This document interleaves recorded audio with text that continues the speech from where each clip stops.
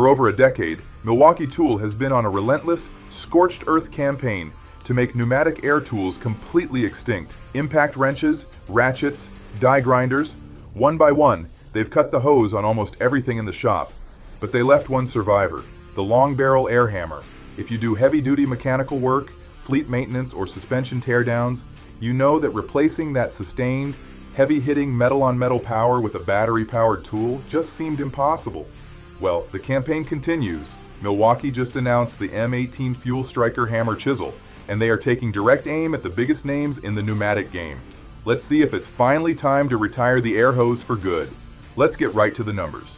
The true test of any air hammer replacement is striking force. This M18 Striker delivers 7 joules of cordless striking force. What does that mean in the real world? Milwaukee is benchmarking this directly against the market leader, Snap-on's long barrel pneumatics. It hits with the equivalent power of a pneumatic hammer, running at 145 pounds per square inch.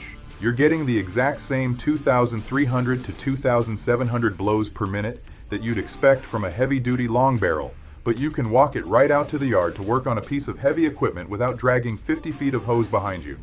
The best part? You don't have to buy into a new proprietary bit system. Milwaukee kept it standard.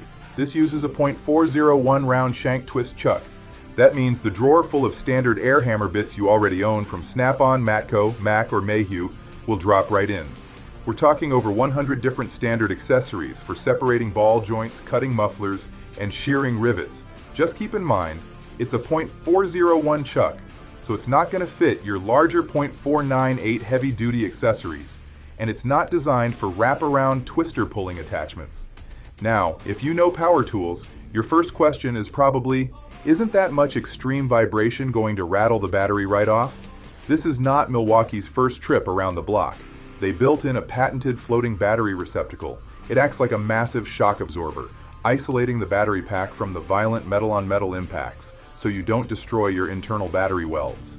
You also get a variable speed trigger with 3 modes, a controlled 0 to 2,500 beats per minute, a max power up to 3,000 beats per minute, plus a nice third option, a ramp-up mode that lets you start precisely without the chisel tip walking all over the work surface. So, what's the catch?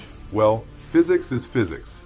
To get this much power cordlessly, it's larger and heavier than a pneumatic hammer. It comes in at 9.35 pounds as a bare tool. But, just like with the first high-torque cordless impact wrenches, that weight penalty is usually worth it to ditch the compressor. If this is just the first tool in a new category for Milwaukee, where is this all heading? On our wish list, we would love to see a needle scaler version for material cleanup, maybe a barrel grip version, of course a heavy-duty .498 version that could handle some concrete work and vacuum out the silica dust so it doesn't gum up the chuck. But let's not get ahead of ourselves. Milwaukee is continuing to replace all pneumatic tools, and it's very possible the long barrel air hammer is just the next casualty. But what do you think? Is 7 joules of cordless power enough? Can you accept a larger, heavier tool? Is it enough to make you disconnect your air hose for good? Or are you pneumatic power until the end? Let us know down in the comments. Also happy to answer any questions we can. Don't forget to like, subscribe, and as always, thanks for watching.